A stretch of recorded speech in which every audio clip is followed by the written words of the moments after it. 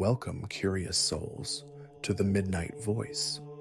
Tonight, we venture into the shadows once again. You may think you're here just for a story, but deep down, something inside you craves this. The suspense, the terror, the way the darkness wraps around you. It's a strange comfort, isn't it? But beware, once you start listening, you may find it hard to turn away. These stories grip you, whispering secrets that you're not sure you want to hear. If you're brave enough to face more of these chilling tales, subscribe to the Midnight Voice, and don't say I didn't warn you. Now sit back and let the story begin.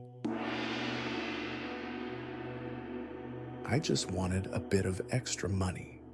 I've always been a really charismatic guy, not exactly unattractive, and I know how gullible some of those middle-aged, spiritually active women can be. I know I'm an asshole, but I needed the money. I didn't want followers. I wasn't going to make anyone drink poisoned Kool-Aid. I didn't want 100 wives. I was going through a rough patch financially and just wanted a bit of money. To my credit, it worked. It worked well. One of my exes had been real into crystals and astrology and meditation and all that, so I had a pretty good knowledge base to run with. I set up a website, called it Eternal Enlightenment, and paid for an ad service to promote it on various spiritual websites. My business plan was pretty straightforward. I wore a white shirt, white pants, sat cross-legged on some cushions on my apartment balcony at golden hour, and talked into a camera for 30 to 45 minutes about chakras and energies and the power of the divine feminine and how one could achieve enlightenment just like I had.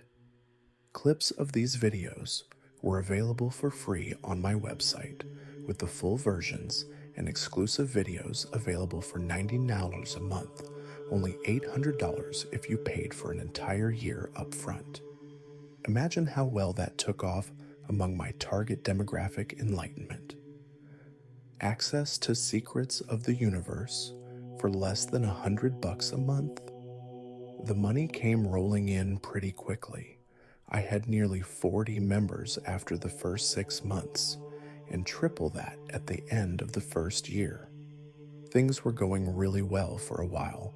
I even had some members promoted, telling them and everyone else that they were truly enlightened and would send them out to conferences and things to host talks and Q&As. I even took on a phony Sanskrit name, Sri Deepa, holy light, that I said was given to me by Buddhist monks during my training in India. I've never been to India. By the 20-month mark, I was making nearly $75,000 each month, and the lies had grown even more outlandish. I would bathe myself in light in my videos to make it look like I was glowing, use careful camera angles, and more light tricks to make it look like I was hovering a few inches above the cushions I was sitting on. I had even had a place built out in the desert called Sri Deepa's Enlightenment Retreat that I moved to and would host seminars at. Things started to slow down at around 2 years though. Instead of averaging 30 to 35 new members per month, I was barely getting 2. I knew I needed to avoid stagnation. I needed something big to get people's attention again. I settled on something one of the members of my inner circle called a transmission of enlightenment. I was skeptical at first, but she actually could read Sanskrit and had some book of supposed Buddhist or Hindu magic. To be honest, I thought it would be too outlandish to be believed. Even though I peddled all this esoteric nonsense, I hadn't fallen for it myself and knew or thought that nothing would come of the ritual. I explained this in a roundabout way to avoid exposing myself to this member, and she agreed to be the first person I would transmit enlightenment too. A few days later, everything had been set up at the retreat.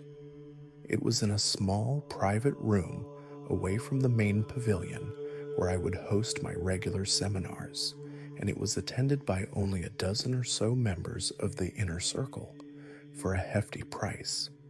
I had one member operating a spotlight to shine on the volunteer when I touched her to really sell the illusion. Things went well at first. I gave some short speech of gratitude to everyone in attendance, how far they've come, how none of this would be possible without them, and how appreciative their friends and family would be if they were also convinced to sign up to be enlightened for only $99 a month. I was really trying to sell this ritual. I had swapped my normal white clothes for gold and red robes.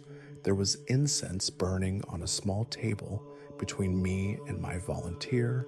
The lights were dimmed, and a recording of some chanting was being played at a low volume. She stepped forward, and I butchered some Sanskrit incantation I had poorly memorized from her book. I raised my hands above my head and instructed everyone in the room to fill me with their energies as I reached out and made contact with my volunteer. The tip of my middle finger rested on her forehead for a fraction of a second before she fell to the floor, bathed in the spotlight that had been set up. There was a collective gasp as her body writhed and contorted before going stiff, her eyes rolling back into her head, her body slowly withering into a grayish husk of what it had been before. Thinking on my feet, I instructed a couple members to take her body away before quickly explaining that she must have had impure intentions, and I quickly shocked myself away to my room. It's been 4 days since the ritual. The skin on my right hand, the hand I touched her with, has turned a sickly gray color and become dry and cracked. It's spread up my arm and I can't move it anymore. Streaks of gray are reaching towards my chest. I've had constant nightmares of horrific creatures ripping at my flesh, tearing me apart. At the time of the ritual, there were about 80 members at my retreat. My inner circle have tried keeping them at bay, but people have questions that I don't have answers to. I know I'm going to die soon, but I'm not sure what is going to kill me: the rot that's consuming my body, or the people I've conned who are banging at my door.